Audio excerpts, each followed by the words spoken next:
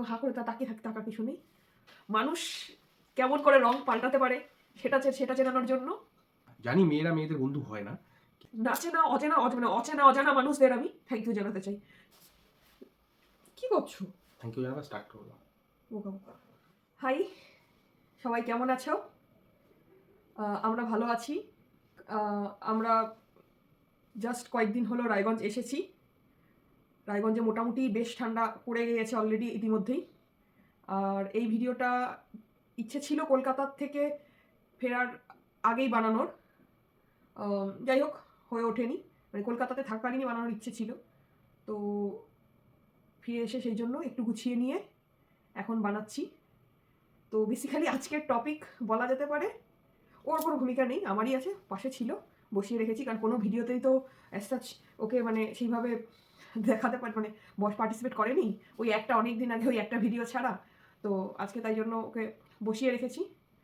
তো আজকের ভিডিওটা মেনলি আমি যেটা বলতে চাই সেটা হলো এই যে আমি দীর্ঘ 8.5 মাস, হ্যাঁ 8.5 মাস, প্রায় 9 মাসই বলা যায়, এই আমার প্রেগনেন্সি পিরিয়ডের প্রায় 9 মাস যে কলকাতায় থাকলাম, সেই কলকাতা ছেড়ে এসেছি, সে যেটাই কারণ হোক, ইমার্জেন্সি ইস্যুটাও হোক বা বাকি আদার্স যা যা সমস্যা যেগুলো আমি হয়তো আগেও আলোচনা করেছিলাম যে ওখানটায় থাকার একটা সমস্যা, কারোর সঙ্গে কেউ থাকার সমস্যা, ঠিক আছে। তো সব মিলিয়ে যেটাই হোক, এই দীর্ঘ 8.5 থেকে 9 মাস আমার স্মুথ হোক না হোক, ভালো হোক খারাপ হোক যাই হোক, এই টোটাল সময়টায় যারা যারা আমার পাশে ছিল তাদের আমি একটা থ্যাংক ইউ, মানে মন থেকে থ্যাংক ইউ বলতে চাই, ঠিক আছে। তো সেইটার জন্যই এই ভিডিওটা। আমি জানি না এরপর আগামীতে কি হবে না হবে, ধরে নিচ্ছি সব ভালো হবে, আশা করছি সব ভালো হবে, ঠিক আছে। তো তার আগে আমি সবাইকে যারা যারা আমার পাশে ছিল, আমাকে ডাইরেক্টলি ইনডাইরেক্টলি হেল্প করেছে, আমি সবাইকে তাদের থ্যাংক ইউ জানাতে চাই। তো এই জন্যই আজকের ভিডিওটা, এই আর কি। এবং হা করে তাকিয়ে থাকার কিছু নেই। আমি যদি কারোর কথা ভুলে যাই বাই চান্স মনে করিয়ে দিও, যদি তোমার মনে থাকে আমার হয়তো ভুলে গেছি সামাও কাউকে, কারোর কথা। আমি ভুলে মানা রোগী, অতএব যদি আমিও মিস করি আপনারা প্লিজ ক্ষমা করে দেবেন, প্লিজ। তো যাই হোক, যেটা বলছিলাম, তো মোটামুটি ঠিকঠাকই রেকর্ড হচ্ছে, আওয়াজও আশা করি ঠিক আছে। মাইক আমাদের খারাপ হয়ে গেছে, তো এই আওয়াজেই হবে। সবার প্রথমে থ্যাঙ্কস জানাতে চাই আমি আমার ল্যাবের স্যার ম্যামদের। স্যার ম্যামদের মানে স্যার ম্যামরা ছাড়া এই যে আমি 6 মাসের যে ছুটি নিয়ে এসছি, হ্যাঁ, বা ইনফ্যাক্ট তার আগের পিরিয়ডগুলো, যেটা আমি প্রথমে বলেছিলাম, আমি শুধু সবার প্রথমে ম্যামকে জানিয়েছিলাম, তারপর স্যারদেরও জানাই আস্তে আস্তে। তো সেই ব্যাপারটা আর কি, যে মানে ওনারা কোঅপারেট না করলে কোনোভাবেই জার্নিটা এত স্মুথ হতো না, কাজের জায়গাটা এত স্মুথ হতো না। সবাই আমরা জানি কাজের জায়গা স্মুথ না হলে একটা প্রেশার পড়ে। হ্যাঁ, টাকা পয়সার একটা ইস্যু ছিল সেটা যেমন, কিন্তু সেখানে স্যার ম্যামদের কোনো মানে ছিল না, সেটা আমি শুরুর দিকে আলোচনা করেছি। ওগুলো এখন মানে মিটে গেছে, ওগুলো নিয়ে ভেবে লাভ নেই। কিন্তু স্যার ম্যামরা হেল্প না করলে কোনোভাবেই এই জার্নিটা এত স্মুথ হতো না।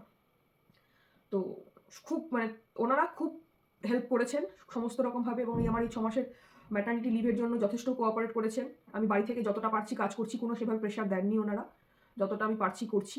তো এই জায়গায় আমি খুবই গ্রেটফুল। স্যার ম্যামদের পরেই যদি বলি কথা, সেটা হচ্ছে আমার ল্যাব মেম্বারদের কথা। গৌরব দা, পৃথাদি, শতাক্ষী, আমার জুনিয়র ধর্মেশ নতুন জয়েন করেছে, এরাও। তারপরে আদার্স ল্যাব মেম্বাররা, দেবারতী দি, মুনমুন্দি, বাকি ল্যাবের লোকজন হয়তো আমি সবার নাম নিতে পারছি না, ঠিক আছে, যদি ভুলেও থাকি। সবাই প্রচণ্ড পরিমাণে হেল্প করেছে, ঠিক আছে। মানে কেমন আছি না আছি, কি সব কিছু, মাঝে মাঝে একটা কনফারেন্স ছিল, সেই কনফারেন্সের সময়ও সবাই খুব মানে খুব হেল্প করেছে, আমাকে কোঅপারেট করেছে। তো এটা প্লাস ল্যাবের আদার্স মেম্বাররা সবসময় তারা যখনই হয়তো খেয়াল রাখতো, অর্পিতা দি, তারপর তনুশ্রী দি, যার কথা বললে না সেটা হচ্ছে আমার বাসের কথা, যে বাসের হেমন্ত দা, বাসের দিনুদা, এরা যথেষ্ট হেল্প করেছে, ঠিক আছে, মানে খুব তারা খেয়াল রাখতো। তো এই জায়গায় আমি খুবই গ্রেটফুল। আচ্ছা, নেক্সট যাদের থ্যাঙ্কস জানাতে চাই ফার্স্টেই, সেটা হলো আমার কলকাতার ডক্টর সুনিপা চ্যাটার্জি। ওনার রেফারেন্স আমরা গুগল থেকে পেয়েছিলাম। কারণ সত্যি কথা বলতে আমরা জাস্ট যখন প্রথম দিকে কোথায় ডাক্তার দেখাবো, আমি হয়তো আগের কোনো ভিডিওতে ওনার নাম নিইনি যতদূর আমার মনে পড়ছে। তো উনি সত্যি কথা বলতে নেক্সট টু গড, ঠিক আছে, নেক্সট টু গড। তো উনি এই টোটাল পিরিয়ডটাতে যথেষ্ট হেল্প করেছেন, যথেষ্ট টেক কেয়ার করেছেন। ওনার গাইডেন্সেই এতটা আসতে পেরেছি বলা যায়। আর সঙ্গে ওনার যে চেম্বারের যতজন মেম্বার্স আছে প্রত্যেকে খুব হেল্পফুল, খুব মানে এত বিহেভিয়ার ভালো বলার মতো না, ঠিক আছে। এখানে দুজনের নাম না করলেই নয়, একটু ইয়ে করলাম। সেটা হচ্ছে গুগল থেকে প্রথম নাম্বারটা জোগাড় করবার পর যার সাথে আমার প্রথম কথা হয়, আমি তার সাথে তো ফেস টু ফেস প্রথমে দেখা হয়নি, সেই ব্যক্তি হচ্ছেন ম্যামের অ্যাসিস্ট্যান্ট ডেভিড দা। এত কোঅপারেটিভ এবং এত গাইড করেন, অন্য কাউকে সেভাবে মানে এত মানে আগেও অনেক অন্যান্য জায়গাতে ডাক্তারদের সঙ্গে কথা বলেছি বা কিছু, বাট ওনাদের সত্যি বিহেভিয়ারটা অসাধারণ, মনে রাখবার মতো। আর দেন নাম বলবার মধ্যে আরেকজন হচ্ছে পার্থদা, ম্যামের হাজব্যান্ড, পিএসআর হেলথ কেয়ারের ওনার পার্থদা। যেভাবে হেল্প চেয়েছি, যে রায়গঞ্জ থেকে যেতে হবে, আমি যাবো, ওকে ডাক্তার দেখানো, হয়তো আগের দিন বলেছি পার্থদা আমার নামটা একটু তুমি টোকেনটা বের করে রেখো, কারণ আমাদের তো এদিক থেকে অনেকটা লং জার্নি হয়ে যায়, তো আমি ব্যাক করবো। সিরিয়াসলি উনি সেই হেল্পটুকুও আমাকে করেছেন। ইভেন টেস্টগুলো নিয়ে, মানে থ্রু আউট দিস জার্নি বিভিন্ন রকম, আপনারা অনেকেই জানেন, বিভিন্ন রকম টেস্ট হতে থাকে, বাট ওনারা যেভাবে গাইড করেছেন, স্পেশালি পার্থদা আমাকে যেভাবে গাইড করেছেন, ম্যাম তো আমাকে অবশ্যই বলেছেন, বাট পার্থদা তারপরেও বাইরে যেভাবে আমাকে বলেছেন যে কোথায় করলে কোনটা বেটার হবে, কোথায় করলে কোনটা কি এক্সপেন্সিভ, কোনটা মেশিন ভালো, সেই জিনিসগুলো তো সত্যি প্রতিনিয়ত পার্থদা খুব হেল্প করেছেন। আর ওভার টেলিফোন ম্যাম যেভাবে ওকে হেল্প করেছে, ডেভিড দা ইন এমার্জেন্সি কেসেস, বেশ কিছু ক্ষেত্রে ডেভিড দা খুব যথেষ্টভাবে কী করলে কোনটা হবে, কী করলে কী হবে, থ্যাঙ্কস। সবার প্রথমে থ্যাঙ্কস আমি আমার তরফ থেকে, কারণ আমি এই ফেসটাতে আমি ওনাদেরকে নিজে ফিল করেছি। আর ইভেন পিএসআর অর্গানাইজেশনের বাকি যারা স্টাফ মেম্বার্স রয়েছেন, প্রত্যেককে থ্যাঙ্কস। প্রত্যেকে আমাদের সঙ্গে যেভাবে কোঅপারেটিভ অ্যাটিটিউড আমাদের সঙ্গে ছিল, তার জন্য সত্যি তাদেরকে নতমস্তকে ধন্যবাদ জানাই। Thank you. একটা জিনিস যদিও মানে একটা আমাদের ইমার্জেন্সির জন্য আমাদের রায়গঞ্জ চলে আসতে হয়েছে, যেটা বললাম ইমার্জেন্সি যেমন একটা রিজন, প্লাস কেউ সঙ্গে থাকাটা খুব মুশকিলের ছিল, এটা একটা রিজন, সেই জন্য যেমন চলে আসতে হয়েছে। এবং ওনাদের আমরা ইনফর্ম করেছি যদিও, বাট মানে ট্রিটমেন্ট কমপ্লিট ওনাদের ওখানে যেটা আলটিমেটলিটা ওখানটায় হলো না, সেই জায়গাটায় আমরা খুবই মানে কি বলবো আর একটু মানে না, সেটার জন্য উই আর সত্যি আমরা ক্ষমা প্রার্থী। এখানে হয়তো এক্সকিউজ দেওয়ার মতো কিছু নেই, বা এক্সকিউজ দিতেও চাইছি না। খুব ফ্র্যাঙ্কলি বলতে, পারিবারিক একটি এমার্জেন্সি হয়ে যাওয়ার দরুন চলে আসতে হয়। এছাড়াও খুব সত্যি কথা বলতে, ম্যামের বিহেভিয়ার, তাদের বিহেভিয়ারের জন্য আমরা একটা সার্টেন টাইমে ভেবেছিলাম, খুব সত্যি কথা বলছি, সার্টেন টাইমেও আমরা ভেবেছিলাম যে আমরা কলকাতাতেই সমস্ত ব্যাপারটা হয়তো যদি সম্ভব হয় আমরা ব্যাপারটাকে প্রসিড করব। কিন্তু at the end of the day, যখন দিন যাচ্ছে, সামনের দিকে এগিয়ে আসছে, যেটা ফিল করতে পারলাম আমাদের ম্যান পাওয়ারের বড্ড অভাব। এটা সবথেকে বড় রিজন, ম্যান পাওয়ারের বড্ড অভাব। কারণ আমার বাবার পায়ে একটু সমস্যা, বাবার পক্ষে ওখানে গিয়ে কন্টিনিউ থাকা সম্ভব নয়। মা কলকাতায় চেনেন না, মার পক্ষে থাকা সম্ভব নয়, ওর মার পক্ষে থাকা সেভাবে কন্টিনিউ সম্ভব নয়, বিভিন্ন রকম পারিবারিক পরিস্থিতির বিচারে, মেনলি বাড়িতে বোন একা রেখে যাওয়াটা পারিবারিক সম্ভব না। পরিস্থিতির বিচারে। এবার আমার নিজের যদি বলি, আমার ক্ষেত্রেও কন্টিনিউ সেখানে থাকাটা সম্ভব নয়। হয়তো সেখানে আমার থাকাটা জরুরি, এরকম অনেক সময় হতেই পারে যে আমার থাকাটা জরুরি, বাট আমার অফিস, স্কুল, এগুলোর জন্য হয়তো আমি তখন থাকতে পারলাম না। এই সমস্ত সিচুয়েশনগুলো চিন্তা করে আমরা আবারও বলছি, কেউ আমাদের সাথে কেউ খারাপ ব্যবহার করেনি বা কেউ কিছু না, মানে আমাদের সিচুয়েশনের উপর বেস করে আমাদেরকে রায়গঞ্জ চলে আসতে হয়েছে, এমার্জেন্সি সিচুয়েশন প্লাস বাকি পারিপার্শ্বিক ব্যাপারটাকে নিয়ে। তার জন্য we are very very very sorry. এটুকুই বলার, মানে মেনলি অনেকগুলো কারণটা হচ্ছে, সত্যি কথা বলছি, অবশ্যই একটা ফিনান্সিয়াল ম্যাটার। ফিনান্সিয়াল ম্যাটারটা এই কারণেই বললাম, যা ট্রিটমেন্ট কস্ট আছে সেটা নিয়ে ইস্যু নয়। ইস্যুটা হচ্ছে সেখানে প্যারালাল একটা সংসার তৈরি করা, সেখানে আফটার ডেলিভারি, পোস্ট ডেলিভারি সিচুয়েশনটাকে ফেস করা, এটা একটা ব্যাপার রয়েছে। সেকেন্ডলি, ওখানকার সমস্ত ডকুমেন্ট, হ্যাঁ কলকাতা থাকলে আমি ট্রিটমেন্ট আরও বেশি ভালো পেতাম, অবভিয়াসলি ভালো পেতাম, কিন্তু ওই বাকি যে ডকুমেন্টেশনের কাজগুলো, যেটা হয়তো আমি রায়গঞ্জে একটু দৌড়াদৌড়ি করলেই হয়ে যাবে বা একটু ফোনাফোনি করলেই হয়ে যাবে, সেটা কলকাতায় গিয়ে কর্পোরেশনের কাউকে চিনি না, জানি না, কতদিন ওখানে ছুটবো, কীভাবে কার কাছে গিয়ে ছুটবো, কে করে দেবে, কীভাবে হবে, সেখান থেকে রায়গঞ্জে তাকে শিফট করানো, আর ডে বাই ডে যত ডকুমেন্টেশনের এত হ্যাপা হচ্ছে, এগুলো সমস্ত সিচুয়েশনগুলোকে চিন্তা করে মানে সমস্ত ব্যাপারটা এমনভাবে ক্রিটিক্যাল হয়ে যায় আমাদের পক্ষে, যার জন্য আমাদেরকে চলে আসতে হয়। বাড়ি থেকেও প্রেশার দিচ্ছিল যে এভাবে তোরা কীভাবে সামলাবি, যখন সেই সাহসটা পেলাম না আর কি, সেই সাহসটা না পাওয়ার দরুনই চলে আসতে হয়, সাথে বাকি পারিপার্শ্বিক সিচুয়েশন, এমার্জেন্সি সিচুয়েশনগুলো চলে আসে। তো তার জন্য extremely sorry ma'am, sorry PSR organisation. Hopefully সব আমাদের আবার দেখা হবে, ক্ষমা করে দেবেন এটার জন্য, এক্সট্রিমলি সরি। আচ্ছা, আরেকটা ধন্যবাদ দিতে চাই, সেটা হলো এই টেস্ট রিলেটেড যখন কথা হলো, সেটা হচ্ছে আমার মেইনলি কলকাতায় সমস্ত টেস্ট হয়েছে অ্যাপোলো ডায়াগনস্টিক, বেলেঘাটা আর ফিটোম্যাট। তো এই দুটো সংস্থাকেও থ্যাংক ইউ দিতে চাই, বলতে চাই থ্যাংক ইউ, কারণ মানে এখান থেকে সমস্ত টেস্টগুলো হয়ে জানতে পেরেছি যে এখনো অবধি বেবি ঠিক আছে, কোনো সমস্যা নেই। তো সেইটা হচ্ছে একটা ব্যাপার যে এই দুটো জায়গাকেও আমি মানে আমরা রাদার থ্যাংক ইউ বলতে চাই। বলবো আর কি, যে দুটো অর্গানাইজেশন, অ্যাপোলো, বেলেঘাটা অ্যাপোলো, প্রথম দিন থেকে স্পেশালি বেলেঘাটা অ্যাপোলোর ফার্স্ট ইউএসজি করেন যিনি ম্যাম, আমি অন্তত বাই হার্ট তাকে খুব তার প্রতি আমি কৃতজ্ঞতা জানাই। উনি ওনার ব্যস্ততার মাঝেও আমার টেনশন দেখে ফার্স্ট ইউএসজিতে, ফার্স্ট ট্রাইমাস্টার, ফার্স্ট ইউএসজি, হ্যাঁ মানে 5th মান্থ অ্যানোমালি যেটা, সরি 5th মান্থ অ্যানুয়ালিতে আমার মানে টেনশন দেখে উনি নিজে আমাকে ডেকে ভেতরে একবার এক ঝলক দেখান। এটার জন্য মানে ফার্স্ট বেবি ফেস রিভিল যেটা আর কি, মানে তখন সত্যি সত্যি দেখিয়েছিলেন। ধন্যবাদ জানাই। এবার যাকে থ্যাঙ্কস জানাতে চাই সেটা হলো আমার মেসের জেঠিমা। ভালো খারাপ যাই হোক, দীর্ঘ এই সাড়ে আট মাস বলবো না, 7.5 মাস মতো, কারণ পরের 1 মাস তো অন্য জায়গায় ছিলাম, ভাড়া ছিলাম, সেটা তো অলরেডি সেই ভিডিও দেখিয়েছি। তো সেইখানটায় 7.5 মাস জেঠিমা যে টেক কেয়ার করেছে সেটা নিয়ে কিছু বলার নেই। যাই হোক, মেসের কথা বলতে গেলে আমি আবার ইমোশনাল হয়ে যাবো। না জেঠিমা, এখানে বলি, প্রথম যখন ব্যাপারটা মানে আমাদের কাছে ব্যাপারটা সব ইয়ে হয়, প্রথমবার ডাক্তার দেখিয়ে তখনও ওনারা জানতেন না আর কি, বা ওনাদেরকে জানানো হয়নি, তো ডাক্তার দেখিয়ে আবার কাজ ছোড়ে, এবার ডাক্তার দেখিয়ে আসবার পর ডাক্তার যখন রেস্টে থাকার জন্য বলেন আর কি, ম্যাম বলেন যে রেস্টে থাকতে হবে, তো দুজনের মধ্যে আলোচনা করে ঠিক করি যে জেঠিমাকে অন্তত জানানো হোক।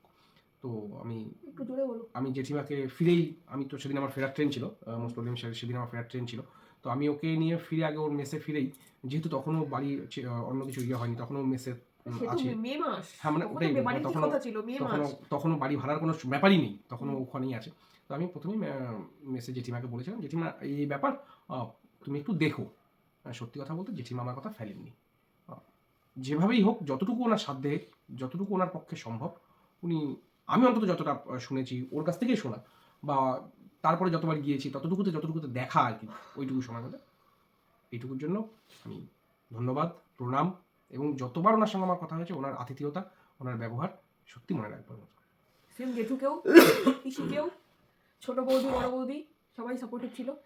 হ্যাঁ, থ্যাঙ্কস হচ্ছে আমার সেই গ্রেট রুমমেটদেরও, মানুষ কেমন হয় চেনানোর জন্য, এই জল, মানুষ কেমন করে রং পাল্টাতে পারে সেটা চেনানোর জন্য। তো ওদেরকে তো গ্রেট গ্রেট আচ্ছা, গ্রেট থ্যাংক ইউ, ঠিক আছে, ওদের নিয়ে আমি আর কাঁদবো না, আমি আর সবাই কাঁদবো না, আমার বলা উচিত নয়। আমি একজনকে চিনি না, ছিল সে নবাগতা, তার সঙ্গে আমার কোনো পরিচয় কোনোদিনই ছিল না। আরেকজন যে ছিল তার সঙ্গে আমার পরিচয় ছিল, আমরা বেশ কয়েকবার, ও আমি ইভেন নাম জানে না, নাম নেই। আচ্ছা, সেই সিনিয়র আর কি, মানে ওর সহপাঠী পুষি, যার কথা আমি আগের গল্পতে বলেছিলাম যে সে পুষির কথা বলছি। তো আমরা সবাই মিলে, আমরা কলকাতায় গেলে কোথাও লাঞ্চ করবার বা কিছু প্ল্যান থাকলে আমরা 3-4 যেতাম। খুব এক্সপেকটেশন ছিল যে, সত্যি কথা বলতে এটা ও ফেস করেছে, কিন্তু মানে আমি যতদূর ওর মুখ থেকে শুনতাম বা কিছু, আমার খুব এক্সপেকটেশন ছিল যে আফটার মি মেসে, মানে আমাদের পরিবারের বাইরে মেসে যদি ওকে কেউ কেয়ার করে তাহলে সেই মেয়েটি করবে। কিন্তু ডে বাই ডে এত ওস্ট সিচুয়েশনের দিকে যায়, আমি ওকে বহুবার পজিটিভ থাকবার চেষ্টা করেছি, কারণ সেই সিচুয়েশনে পজিটিভ ছাড়া হয়তো থাকা সম্ভব নয় বা কিছু। আমি তো বুঝতে পারছিলাম যে ওর পক্ষে ওর মেন্টাল সিচুয়েশনটা কীরকম যাচ্ছিল, ওর মেন্টাল সিচুয়েশন, আমি তো বুঝতে পারছি ওর মেন্টাল সিচুয়েশনটা কী যাচ্ছে, ও কী ফেস করছে। কিন্তু সব কিছু ওরা জানবার পরেও এত বেশি কোঅপারেটিভ ছিল, সিরিয়াসলি মেয়ে হয়ে, মানে আমি একটা ছেলে হয়ে বলছি, এরকম মেয়ে হয়ে মেয়েদের বন্ধু থাকা উচিত না। জানি মেয়েরা মেয়েদের বন্ধু হয় না, কিন্তু এতটা তাই বলে মানে উইদাউট এনি রিজন, হলেও হয়তো খুব সামান্য কোনো রিজন হতে পারে, মানে যেটা হয়তো নেগলিজেবল, তারপরেও এইভাবে একজন হবু মা, তার সঙ্গে যে ধরনের মানসিক অত্যাচার, মানসিক ট্রিটমেন্ট হয়েছে, আমি জিনিসটা মাথায় রাখলাম। কখনো সুযোগ আসলে, হ্যাঁ আমি এটুকু বলছি, যদি কখনো সুযোগ আসে আমার পক্ষে যে আমার দ্বারা তার কোনো সমস্যায় সহযোগিতা করতে হবে, আমি কথা দিচ্ছি আমি তার সহযোগিতা অবশ্যই করবো, অতীব ভদ্রভাবে করবো। ভিডিও লেন্দি হয়ে যাচ্ছে, লোকে এত বড় ভিডিও দেখবে না, কেউ দেখবে, ঠিক আছে, বাট মানে এই জিনিসটুকু বলা উচিত আমার মনে হয়। আচ্ছা, খারাপদের কথা যখন বললাম তো ভালোদের কথা না বললেই নয়। আমার বাকি বন্ধু-বান্ধব যারা কন্টিনিউ সেই সময় ওই যে আমি রিউনিয়নের ভিডিওতে বলেছিলাম, যেমন যাদের সঙ্গে আমার দেখা হয়েছিল, উর্মি, সুগন্ধা, রিম্পা, ওরা যেমন ফোনে সবসময় যোগাযোগ করেছে। এখানকার রায়গঞ্জের বন্ধু-বান্ধব আমার সবসময় ফোনে যোগাযোগ করেছে। তো আচ্ছা, মেন ত্রয়ী খেপেছিল যে ওকে যেহেতু দেরিতে, অনেক দেরিতে জানাই আমি, তো কিন্তু ত্রয়ীও যথেষ্ট মানে মানে ত্রয়ী তো এখন জাপানে আছে, তো ও যথেষ্ট মানে ফোনে মেসেজে যথেষ্ট খেয়াল রেখেছে আমার। তো এদের সবাইকে আমি থ্যাংক ইউ বলতে চাই। আর কিছু মানুষ যাদের আমি নাম জানি না, চিনি না, মানে মানুষ যে এখনো মানবিক আছে সেইটার প্রমাণ, সেটা হলো ট্রেনে। আমি তো একটা মানুষকে অনেকটা টাইম হচ্ছে ট্রেনে জার্নি করতে হতো, তো ট্রেনে হোক, রাস্তাঘাটে অটোতে হোক, যেই সমস্ত অটো দাদারা, ক্যাবে প্রচুর যাতায়াত করেছি, ক্যাব ড্রাইভার দাদারা, এমন হয়তো ট্রেনে অনেকে উঠতে মানে প্রচণ্ড ভিড় তো থাকতো, সেটা তো দেখিয়েছিলাম, তো সেই ভিড়েও কিছু মানুষ প্রচুর কোঅপারেট করেছে। তো সেই জায়গায় তাদেরকে মানে সেই অচেনা অজানা মানুষদের আমি থ্যাংক ইউ জানাতে চাই, কারণ তারা অনেকটা মানুষকে জাস্ট মানবিকতার খাতিরে যেভাবে হেল্প করেছে, সেটা তো বোঝায় যে এখনো আজও মানবিকতা বেঁচে আছে। তো তাদেরকে থ্যাংক ইউ। রিক্সা চালক দাদাদেরও, ওরাও যথেষ্ট মানে যারা আমাকে খুব সাবধানে নিয়ে এসছে, খুব বাজেভাবে নিয়ে এসছে তাদেরকে আমি থ্যাংক ইউ বলতে চাই না, কিছু বলতেও চাই না। যারা ভালো করে ক্যাব ড্রাইভার, অটো দাদারা, ক্যাবের দাদারা, তারপর রিক্সা দাদারা, এরা যেভাবে নিয়ে গেছে, যারা খুব সিচুয়েশন বুঝে হেল্প করেছে, তাদের সবাইকে থ্যাংক ইউ। আরেকজন যাকে থ্যাংক ইউ জানাতে চাই, যার কথা আমি হয়তো এক দুটো ভিডিওতে বলেছি, সব ভিডিওতে প্রথমে আমি রিভিল করিনি, সেটা হলো আমার সাইকোলজিস্ট ডক্টর, ডক্টর তো বলা যায় না, সাইকোলজিস্ট ম্যামকে। উনি শুরুর দিকে আমাকে যতটা হেল্প করেছেন, এবং মাঝেও বলেছিলাম যে মাঝে তারপরে প্রেগনেন্সির পরে আবার যখন ওনার কাছে যাই, উনি যেভাবে হেল্প করেছেন, না হলে হয়তো আমি এতটা তাড়াতাড়ি রিকভার করতে পারতাম না। তো ওনাকেও থ্যাংক ইউ। আর আরেকটা হচ্ছে, যেই সমস্ত মানে সুইগি জোম্যাটো তখন আমাকে একটু করতে হয়েছিল, বাড়ির খাবারই খাচ্ছিলাম, বাট ওই সুইগি জোম্যাটো ক্যান্টিনের, আমাদের ল্যাবের ক্যান্টিন, যারা হেলদি খাবার প্রোভাইড করেছে আমাকে ওই টাইমটাতে, তাদের সবাইকে থ্যাংক ইউ। এবার বলো। সলিটারি গ্র্যাটিটিউড, সব কিছুর মানে সব কিছুর লিস্টটা এত লম্বা হচ্ছে, সেই লিস্টের last but not the list, যাদেরকে থ্যাংক ইউ না জানালেই নয়, সেটা হচ্ছে সোনা কাকু, সুভাষচন্দ্র পাল অ্যান্ড সোনা কাকিমা, আভা চন্দ্র পাল, অভ্রা, কাকিমা মেরে দাও, নাম ভুল করছে, সরি। হ্যাঁ, যখন ঘর খুঁজতে গিয়ে একটু হতোদ্দম, কোথায় থাকলে ভালো হবে, না থাকলে ভালো হবে, কোথায় রুম ভালো পাবো, কোথায় কি নেবে, কি সিচুয়েশন থাকবে, কোথায় মানে সমস্ত কিছু নিয়ে যখন চিন্তার মধ্যে, তখন সোনা কাকু বলেছিলেন যে ওনার বাড়ি নিউ টাউন এয়ারপোর্টের পেছনে, ওখানে আমরা থাকতে পারি। ডিস্টেন্সটা একটু ঠিক বেশি ছিল যদিও, কিন্তু তবুও সোনা কাকু এবং কাকিমা মানে শেষে আমরা সমস্ত ব্যাপারগুলোকে যখন আমরা সেটেল ডাউন করতে পারলাম অন্য জায়গাতে, তো আমরা শেষে সোনা কাকু আর কাকিমার শরণাপন্ন হই। আর পুজোর মধ্যে সোনা কাকু তার নিচের ঘর দুটোকে সুন্দর করে রং টং করে একদম সমস্ত রেডি করে রাখেন, ঝা চকচকে। ভিডিওতে হয়তো দেখতেও পারবে, আমাদের রুম টুরগুলো দেখতেও পারবে সবাই। সত্যি বলতে ওর মা যতদিন ওখানে যায়নি, বা আমি যতদিন ওখানে ছিলাম, এরকম ছিল না যে আমরা শুধু ওখানে ভাড়াটিয়া হিসেবে ছিলাম। বাড়ির ছেলে, বাড়ির বৌমা, বাড়ির মেয়ে। কাকিমা ইচ অ্যান্ড এভরি টাইম আমরা কি খাবো, স্পেশালি ও কি খাবে, একটু পরপর নক করা, খেলি কিনা, ওষুধ খাওয়া হলো কিনা, খিদে পেয়েছে কিনা, আমি কি খাবো, মানে এভাবে হয়তো মানে এতটা হয়তো আমার পরিবার যেভাবে আমাদেরকে হয়তো আগলে রাখতো, ঠিক সেভাবেই ওই দুটো মানুষ একদম আগলে রেখেছিল, একেবারে আগলে রেখেছিল। এখানে মানে অস্বীকার করার মতো, লুকিয়ে বাড়িয়ে কিচ্ছু বলার জায়গা নেই। হ্যাঁ, কাকিমার হাতের, এখানেই বলি, কাকিমার হাতের কাঁচা কলার খোঁচা বাটা প্লাস, আমি সব জায়গায় বলি, মানে আমি যতবার কলকাতায় যাবো, আমি কাকিমাকে আগে থেকেই, কাকিমা আমি তোমাকে বলে যাবো যে কাকিমা আসছে, আমি তোমার হাতে অন্তত কাঁচা কলার খোসা বাটাটা আমি খেতে চাই। 1, 2 নম্বর, কাতলের আলু দিয়ে আর পেঁয়াজ দিয়ে যে কাতল মাছটা তুমি করো, শুকনো লঙ্কাটা একটু কম দেবে, তাহলেই হবে, বাকি ইট ওয়াজ ডিলিশিয়াস। আচ্ছা, এই প্রসঙ্গে আরেকটা জিনিস আমি মানে বলে শেষ করি, শেষ পার্টটা আমার হোক। সেটা হলো যে ওনাদের যেমন থ্যাংক ইউ থাকার ব্যবস্থা সমস্ত কিছুর জন্য, আমি আমার প্রতিদেবকেও ধন্যবাদ জানাই, যে সে তার মূল্যবান সময় থেকে 7 দিন সময় বার করে, 8 দিন সময় বার করে গিয়ে সেখানে থেকেছিল। তো সেই সো কল্ড সংসার হয়তো করা হয়নি, ইচ্ছে ছিল আমার যে সেই সো কল সংসারটা করবো আলাদা। আমি তো বলছি না যে আলাদা থাকার প্ল্যান, না একদম নয়, আমি আলাদা করতে চাইছি না, ওরকম করে তাকিও না, বাড়ির লোক আমাকে মারতে এসো হয়তো, ঠিক আছে। কিন্তু ওই একটা সেই অনেক দিনের ইচ্ছে ছিল যে একটা সংসার করব। তো সেই সো কল্ড 8 দিনের এটা আমাদের কপালে নেই। মোটামুটি একটা সংসার করা হয়েছে, তো সেই জন্য থ্যাংক ইউ। তারপর আমার বোন গিয়ে 3 দিন আমার কাছে ছিল, ওকেও থ্যাংক ইউ। ও তার ব্যস্ত শিডিউলের মধ্যে আমার কাছে গিয়ে 3 দিন ছিল। তারপরে মা 18 থেকে 19 দিন মতো ওখানটায় ছিল। তো সেই সময় বোন বাড়িতে ছিল, বোনকে সেই জন্য থ্যাংক ইউ, মাকে তো থ্যাংক ইউ, মা ওখানে যাওয়ার জন্যই, আর বোন এখানটায় একা ম্যানেজ করেছে সব কিছু, তার জন্য থ্যাংক ইউ। আরেকটা থ্যাংক ইউ, সেটা হচ্ছে বোনকে দেখে রেখেছে অনয়রা। আমার খুব ইচ্ছা ছিল এই ভিডিওটাতে আমি অনয়কে নিব, ঠিক আছে, তো সেই জন্য যাই হোক করা হয়নি অনয়ের সঙ্গে। অনয় হচ্ছে একটা পুচকু ছেলে, 8 বছরও হয়নি এখনো, সে এসে হচ্ছে তার ছোট মাসির খেয়াল রেখেছে। সে যেমন আমার খেয়াল রাখে, যখনই আমি যাই আমি কি করবো না করবো, কোনটা খেলে, ও এইটুকু বয়সেও বোঝে যে কি করা উচিত না করা উচিত, ঠিক আছে। ও আমাকে বলে দেয় এটা করো না সেটা করো না, সাবধানে থাকো, এইরকম। তো যাই হোক, তো ওদেরকেও থ্যাংক ইউ। যে আর থ্যাংক ইউ জানাতে চাই আমার শ্বশুরমশাই আর শাশুড়ি মাকে, আমি দূরে থাকা সত্ত্বেও এই দিকটা সব কিছু খুব ভালো করে ম্যানেজ করার জন্য।